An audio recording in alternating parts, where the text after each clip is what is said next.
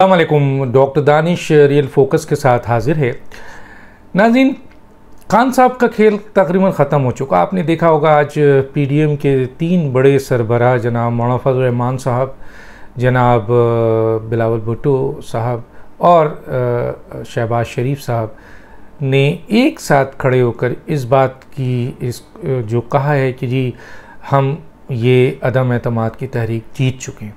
इसमें कोई शक नहीं है कि इनकी ये स्टेटमेंट मुकम्मल तौर पर सही है, क्योंकि वाकई अपोजिशन अदम एतमाद की तहरीक जीत चुकी है और उसने ये साबित कर दिया कि इमरान के पास अब अक्सरियत नहीं रही। तो गोया जब अक्सरियत नहीं रही तो ये वोट यकीनन जो उनके पास हैं, कोई 24 कहता है, कोई 30 कहता है, कोई 20 कहता है, लेकिन मैं आपसे कह रहा हूँ कि 20 के करीब है। तो 20 के लिहाज से 182 अराकीन की अक्सरियत अपोजिशन के पास है। आज एक बड़ा फैसला तो नहीं आया, लेकिन बड़ी ऑब्जर्वेशन, और मैं बार बार उसकी निशानदेही कर रहा हूँ कि सुप्रीम कोर्ट बार एसोसिएशन जो है वो गई है कि अदम एतमाद की एक तहरीक आई है, उसको आइनी और क़ानूनी तरीके से होना चाहिए। और इस सिलसिले में जो लाखों का मजमा लाया जा रहा है दोनों तरफ से, और इस आइनी मामलात को आइनी तरीके से निपटाने के बजाय इसको आपके सबोताज करने के लिए किया जा रहा है, और फिर ज़ाहिर है इमरजेंसी हो सकती है और फिर जमहूरियत को ख़तरा है, जमहूरियत आइन को ख़तरा है। तो ऐसी सूरत हाल में सुप्रीम कोर्ट रिस्ट्रेन ऑर्डर जारी करे। चुनांचे चीफ जस्टिस ऑफ पाकिस्तान ने आज जो उसके ऊपर ऑब्जर्वेशन दी, उससे इमरान खान का खेल मुकम्मल तौर पर ख़त्म हो गया। अब उन्होंने वाज़ेह तौर पर अपनी ऑब्जर्वेशन में कहा कि आर्टिकल 95 के तहत, जो आइन का आर्टिकल 95 है, उसके तहत अदम एतमाद की तहरीक आइनी तरीके से होना चाहिए।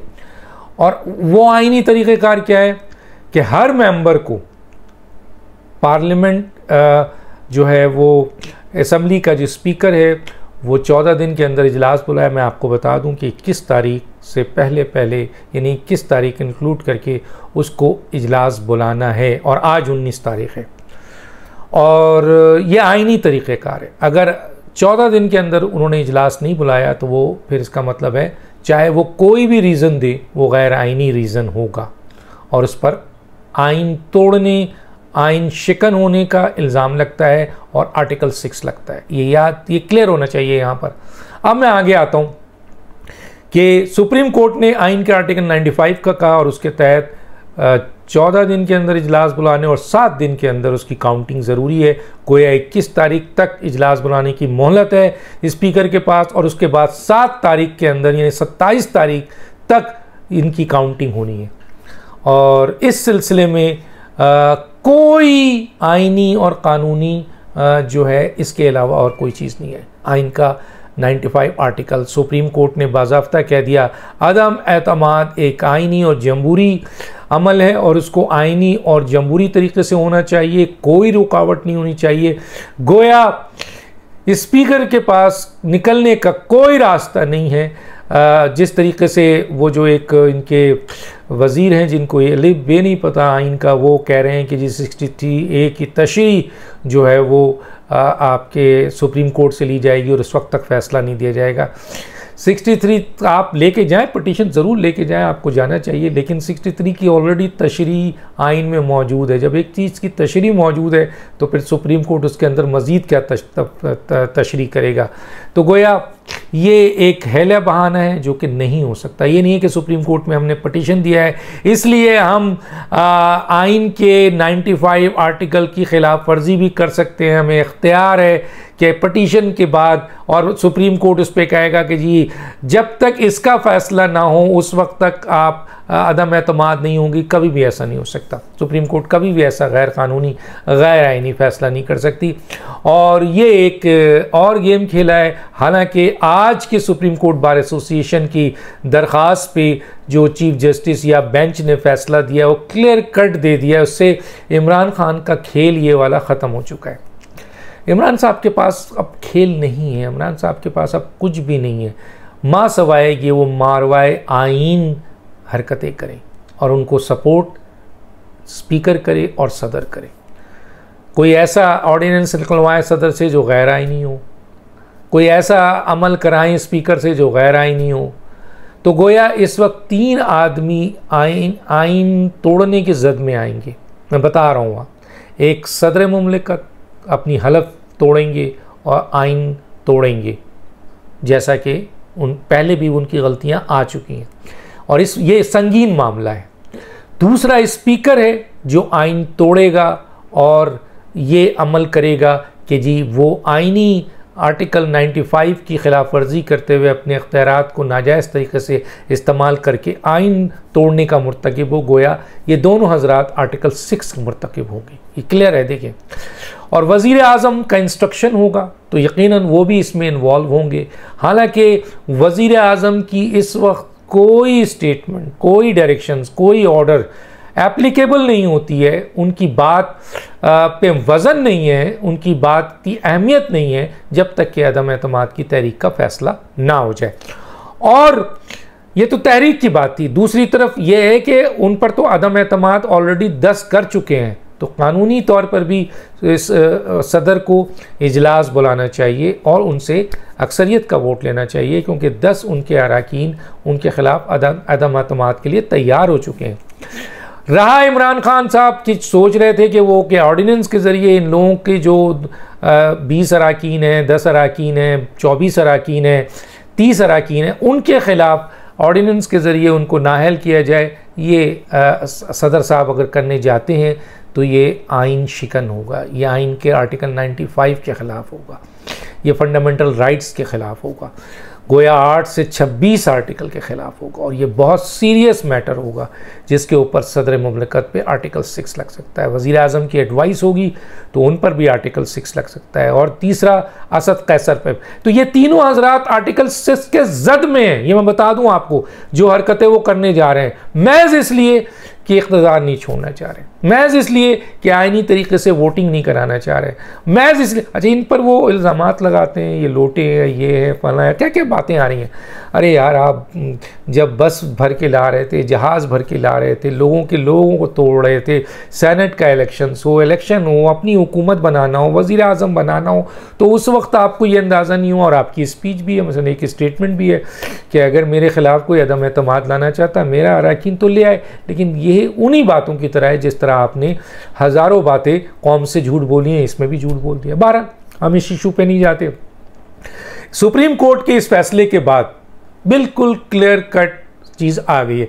देखिए, जो सिंध हाउस पर हमला हुआ है, ये वफाक पर हमला है, ये सूबे पे हमला है, ये आइन पे हमला है, ये पाकिस्तान पे हमला है, ये दस्तूर पे हमला है। और ये हमला की सुपरविज़न यकीनन किसने कहा था, ये पूरी दुनिया को पता है कि ये स्टेटमेंट किसने दिया था। इससे पहले भी शेख रशीद ने कहा था कि असम्बली को जला दो, पाकिस्तान को जला दो। इसका भी शेख रशीद को जवाब देना है। जिस दिन हुकूमत ख़त्म होगी, लोग ये सवाल उठाएंगे, उनकी वीडियो ये मौजूद है, और हुकूमत से उस वक्त पूछेंगे कि शेख रशीद ने पार्लियामेंट जलाने की बात की थी, और शेख रशीद ने उस वक्त, और फिर पार्लियामेंट पे धावा भी बोला गया, फिर रेडियो पाकिस्तान पे धावा बोला गया। वो अलग बात है कि आज के इसमें उसको रिलीज़ किया गया, फिर हुकूमत उसकी पार्टी बनेगी और सुप्रीम कोर्ट केस ले जाएगी। शेख रशीद साहब ने प्रोवोक किया, शेख रशीद साहब ने हजूम को हौसला दिया और ये हमला कराया सिंध हाउस में। एक सूबे पे, एक वफाक पे, एक दस्तूर पे, एक आइन पे हमला हुआ है। गोया शेख रशीद की गिरफ्तारी बनती है। शेख रशीद साहब उस वक्त तक आज़ादी से घूम लें जब तक इमरान खान साहब की हुकूमत सरकारी तौर पर ख़त्म नहीं होती। वैसे तो वो ख़त्म हो चुकी है, लेकिन सरकारी तौर पर ख़त्म नहीं होती, उस वक्त तक वो घूम ले। लेकिन जिस दिन उनकी हुकूमत ख़त्म होगी, शेख रशीद साहब का ठिकाना जेल है, ख़ास तौर पे इस केस में जो उन्होंने सूबे के ऊपर, यानी एक सिंध हाउस के ऊपर हमला कराया। और अगर वो ये कहते हैं कि ये हमला मैंने नहीं कराया, ये इमरान खान ने कहा, तो इमरान खान भी पार्टी हो गए। और अगर वो ये कहते हैं कि ये तो खुद एमएनएज़ लेके आए थे, मैंने तो नहीं कहा, तो पूरी दुनिया ने देखा है कि उन्होंने क्या स्टेटमेंट दिया है, ये कुचल के रख देंगे और ये कर देंगे, और 10 लाख का मजमा।